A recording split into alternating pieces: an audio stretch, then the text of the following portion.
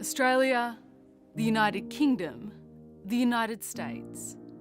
Maritime democracies united by vast oceans across 3 continents, in peace and in times of need, guided by the enduring ideals we share: democracy, resilience, innovation, diversity. Our 3 nations commit to strengthening our global partnership, to get to work, for the freedom and safety of our people, for peace and stability of the Indo-Pacific, and for the good of the world.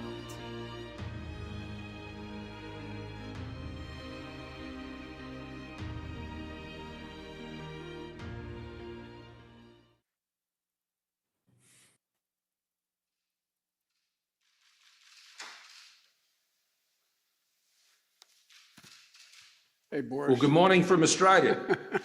I'm very pleased to join 2 great friends of freedom and of Australia, Prime Minister Johnson and President Biden. Today, we join our nations in a next generation partnership built on a strong foundation of proven trust. We have always seen the world through a similar lens. We've always believed in a world that favours freedom, that respects human dignity, the rule of law, the independence of sovereign states and the peaceful fellowship of nations. And while we have always looked to each other to do what we believe is right, we have never left at each other. Always together, never alone. Our world is becoming more complex, especially here in our region, the Indo-Pacific. This affects us all. The future of the Indo-Pacific will impact all our futures. To meet these challenges, to help deliver the security and stability our region needs, we must now take our partnership to a new level. A partnership that seeks to engage, not to exclude, to contribute, not take, and to enable and empower, not to control or coerce. And so, friends, AUKUS is born, a new enhanced trilateral security partnership between Australia, the United Kingdom, and the United States.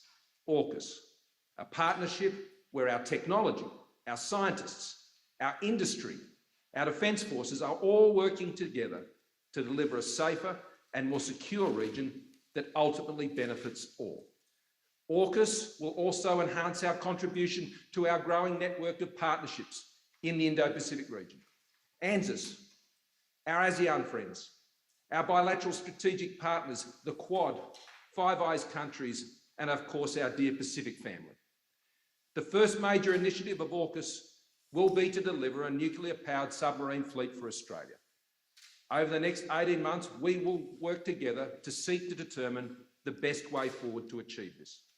This will include an intense examination of what we need to do to exercise our nuclear stewardship responsibilities here in Australia. We intend to build these submarines in Adelaide, Australia, in close cooperation with the United Kingdom and the United States. But let me be clear, Australia is not seeking to acquire nuclear weapons or establish a civil nuclear capability. And we will continue to meet all our nuclear non-proliferation obligations. Australia has a long history of defence cooperation with the United States and the United Kingdom. For more than a century, we have stood together for the cause of peace and freedom, motivated by the beliefs we share, sustained by the bonds of friendship we have forged, enabled by the sacrifice of those who have gone before us, and inspired by our shared hope for those who will follow us. And so today, friends, we recommit ourselves to this cause and a new AUKUS vision.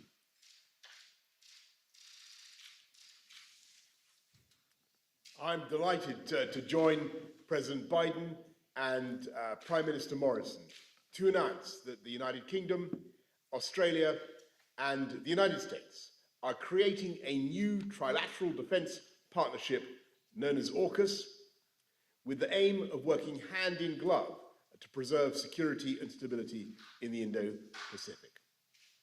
We're opening a new chapter in our friendship, and the first task of this partnership will be to help Australia acquire a fleet of nuclear-powered submarines, emphasizing, of course, that the submarines in question will be powered by nuclear reactors, not armed with nuclear weapons. And our work will be fully in line with our non-proliferation obligations. This will be one of the most complex and technically demanding projects in the world, lasting for decades and requiring the most advanced technology. It will draw on the expertise that the UK has acquired over generations, dating back to the launch of the Royal Navy's first nuclear submarine over 60 years ago. And together with the other opportunities from AUKUS, creating hundreds of highly skilled jobs across the United Kingdom, including in Scotland, the north of England, and the Midlands, taking forward this government's driving purpose of levelling up across the whole country. We will have a new opportunity to reinforce Britain's place at the leading edge of science and technology, strengthening our national expertise, and perhaps most significantly, the UK, Australia, and the US will be joined even more closely together, reflecting the measure of trust between us, the depth of our friendship, and the enduring strength of our shared values of freedom and democracy. Only a handful of countries possess nuclear-powered submarines, and it is a momentous decision for any nation to acquire this formidable capability, and perhaps equally momentous for any other state to come to its aid.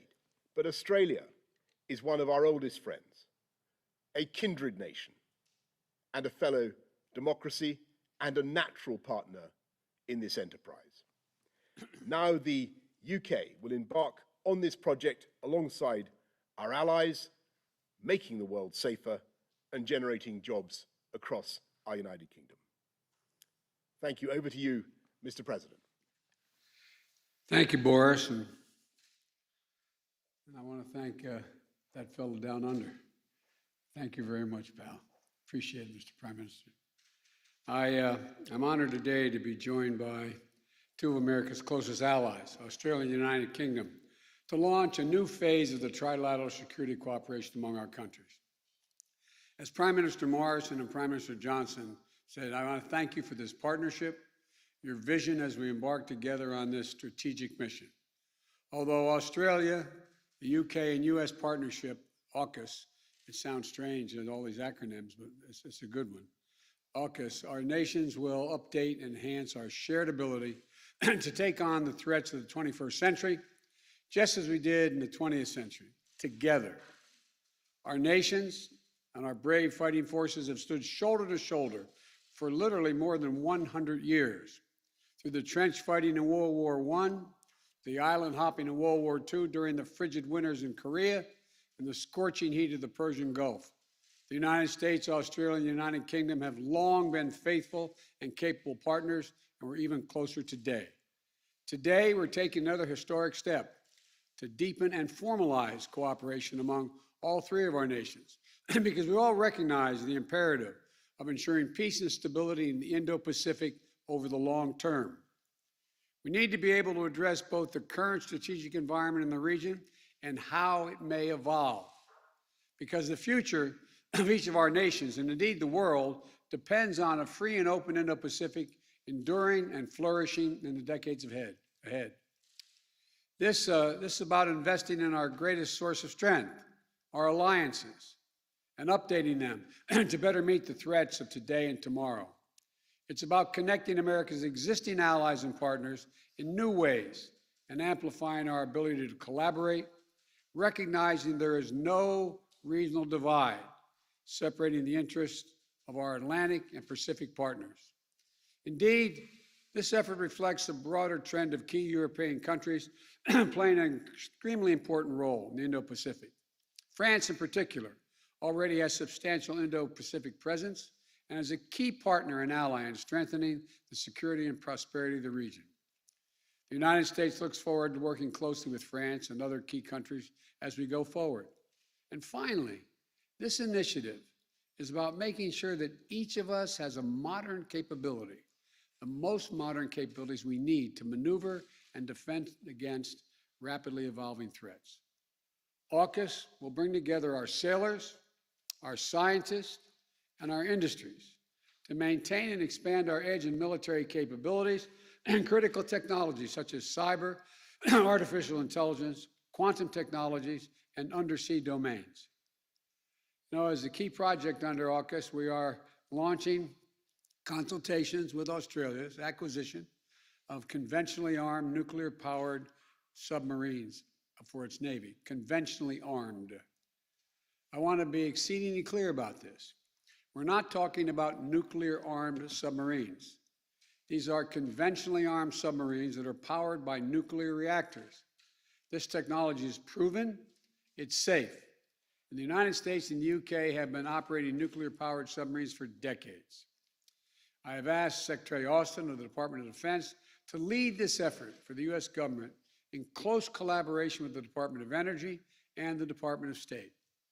Our governments will now launch an 18-month consultation period to determine every element of this program, from workforce to training requirements, to production timelines, to safeguards and non-proliferation measures, and to nuclear stewardship and safety to ensure full compliance with each of our nation's commitments under the Nuclear Non-Proliferation Treaty. We'll all undertake this effort in a way that reflects the long-standing leadership in global non-proliferation and rigorous verification standards, in partnership and consultation with the International Atomic Energy Agency. So I want to thank the Prime Minister Morrison and Prime Minister Johnson for their friendship, but mostly important for their leadership and partnership as we undertake this new phase of our security cooperation. And the United States will also continue to work with ASEAN and the Quad, as was stated earlier, our 5 treaty allies and other close partners in the Indo-Pacific, as well as allies and partners in Europe and around the world to maintain a free and open Indo-Pacific and build a future of peace, opportunity for all the people of the region. We're joining together, our partnerships are getting stronger. This is what we're about. I want to thank you all, and I look forward to seeing both of you in person very soon, I hope. Thank you. Thank you.